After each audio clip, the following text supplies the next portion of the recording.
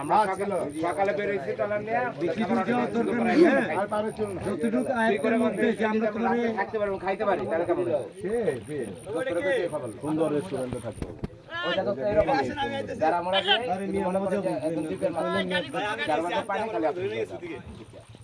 চলো চলো চলো এই কাপ্তাই চলো হয়তো এখনো ঘুরে গেল পানি